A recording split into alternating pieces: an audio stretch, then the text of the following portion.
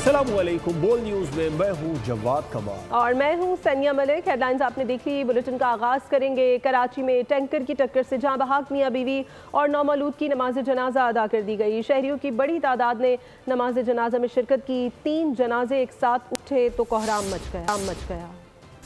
Model town colony की फजा सोगवार है। गुज़िश्ता रोज़ Malir halt में गलत सम से आने वाले टैंकर ने मोटरसाइकिल सवार अब्दुल क़य्यूम और उनकी बीवी को कुचल दिया था।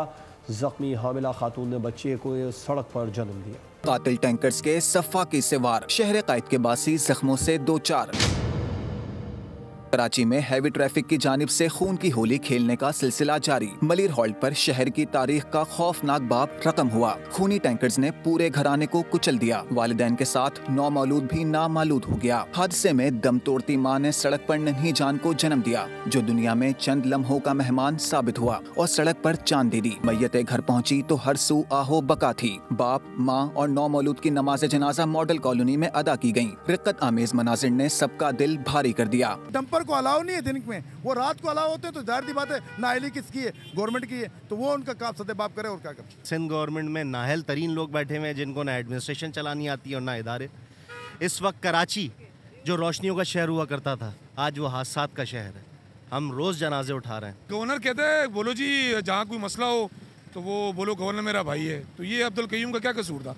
हादसा DIG ट्रैफिक सिंध की इंतजामिया जब तक ठीक नहीं होगी ना, करप्ट माफिया जब ये सिलसिला चलते रहते हैं, अफसोस ही कर सकते हैं। मकतूल अब्दुल क़य्यूम और उनकी अहलिया चेकअप के लिए अस्पताल जा रहे थे। मलिर हॉल्ट बस स्टॉप के करीब वाटर टैंकर ने मोटरसाइकिल सवार मियां बीवी को कुचल दिया। खातून हामला थी। ईद के बाद अब्दुल क़य्यूम के घर पैदाइश मुतवक्के थी।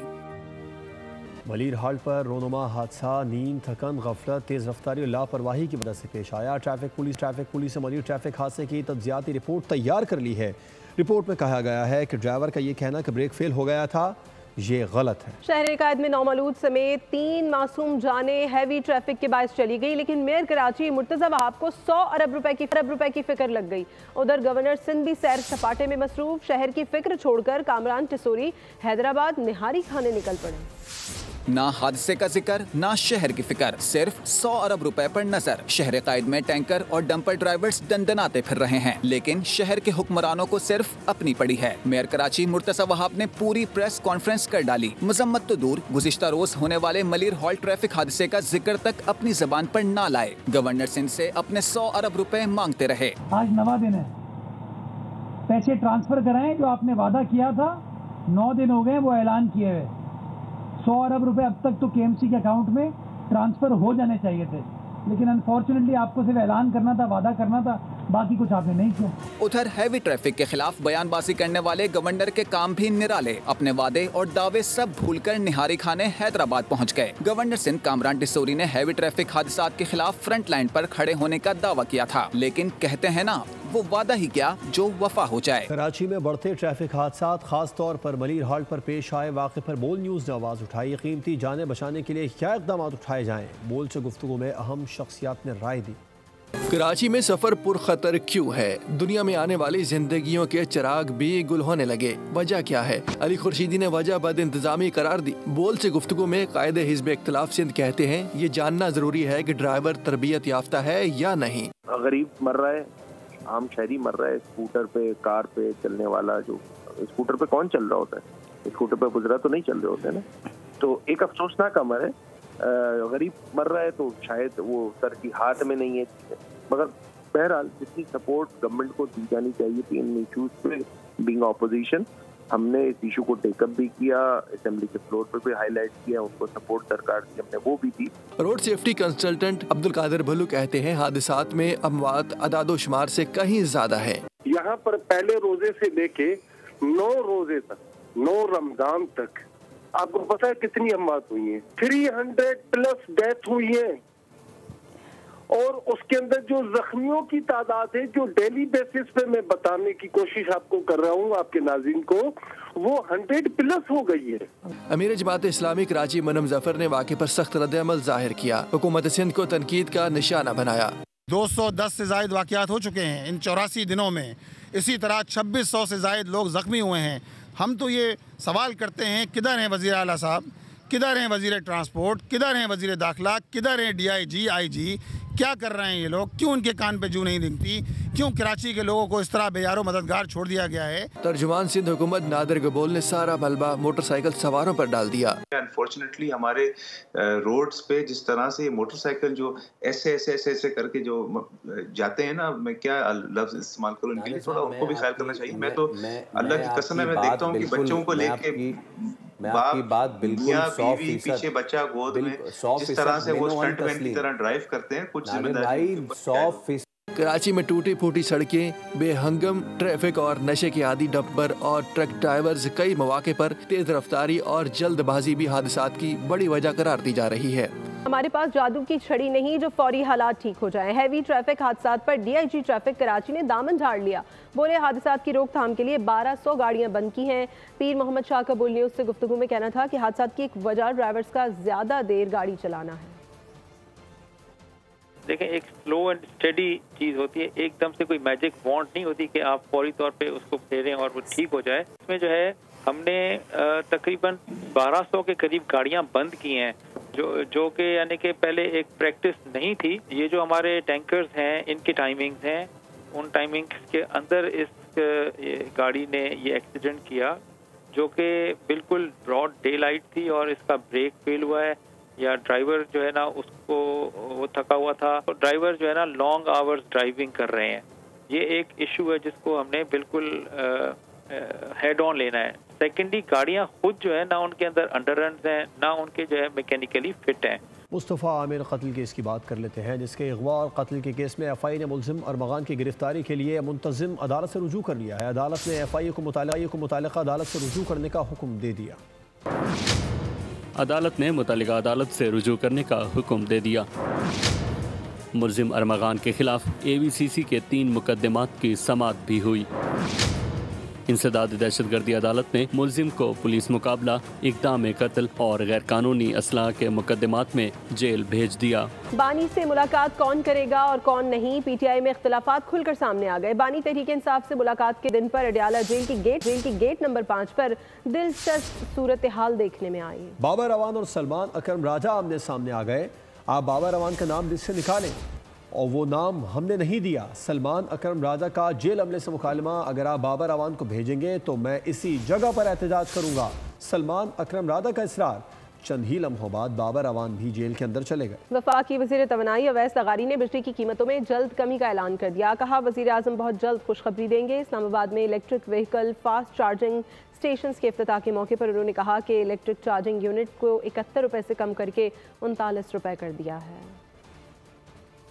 हम लोग ग्रीन एनर्जी और रिन्यूएबल्स के ऊपर कम्प्लीटली कमिटेड है और आज से 1-2 महीने पहले प्राइम मिनिस्टर साहब ने ईवी चार्जिंग स्टेशंस के ऊपर बिजली की कीमत 71 रुपये से कम करके 39 रुपये की। अभी मुस्तकबिल के अंदर बिजली की कीमतें और बहुत कम होने वाली हैं, तो मैं पूरी उम्मीद रखता हूँ कि माजी की मुकाबले में मुस्तकबिल जो है वो क्लीन और ग्रीन एनर्जी का है। बिजली 1 माह के लिए फ़ी यूनिट 30 पैसे सस्ती होने का इम्कान है। हुकूमत ने बिजली सार्फिन को इजाफी वसूलियाँ वापस करने का फैसला कर लिया है। नेपरा CPPA की फरवरी की माहाना फ्यूल प्राइस एडजस्टमेंट की दरख्वास्त पर कल समाअत करेगा। फरवरी में 6 अरब 49 करोड़ 50 लाख यूनिट्स बिजली पैदा की गई है। बिजली कंपनीज को 6 अरब 66 करोड़ 60 लाख यूनिट्स बिजली फराहम की गई। कराची तालीमी बोर्ड के तलबा को बड़ा रिलीफ मिल गया। सिंध असम्बली की खुसूसी कमेटी ने फेल तलबा को इजाफी नंबर देकर पास करने की मंजूरी दे दी। तलबा ने अगली क्लासेस में दाखिलों का मुतालबा कर दिया।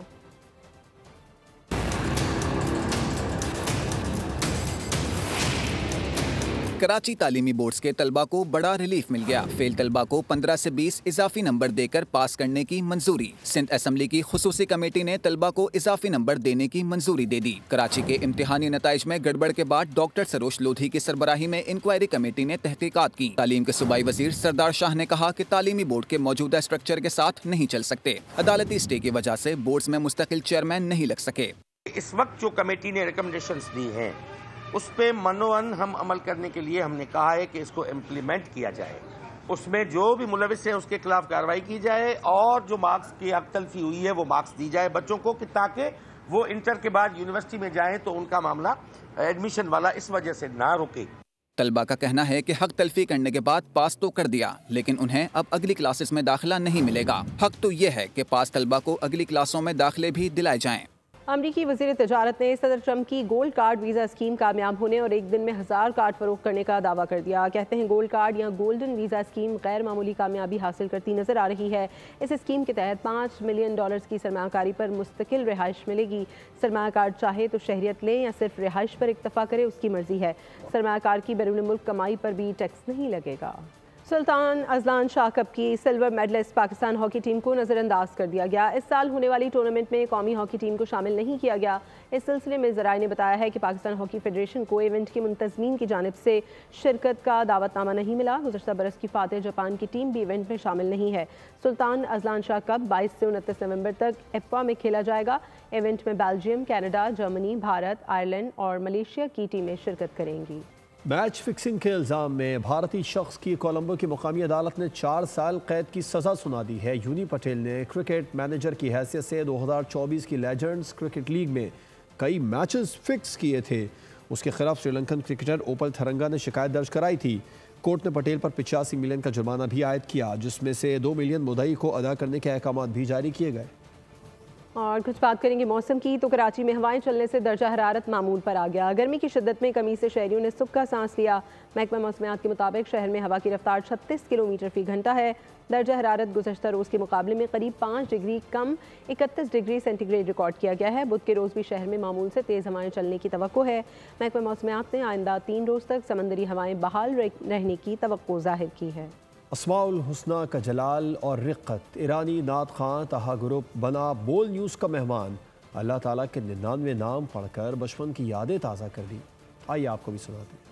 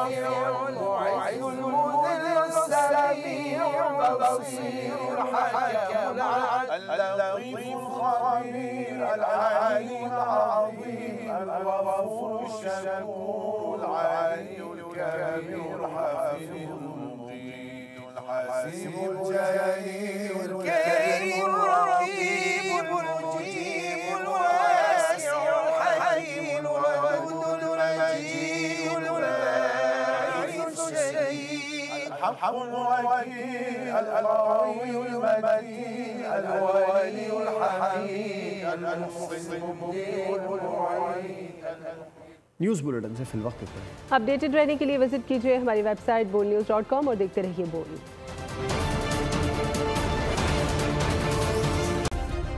सब्सक्राइब करें और बेल दबाएं ताकि कोई खबर रह न जाए।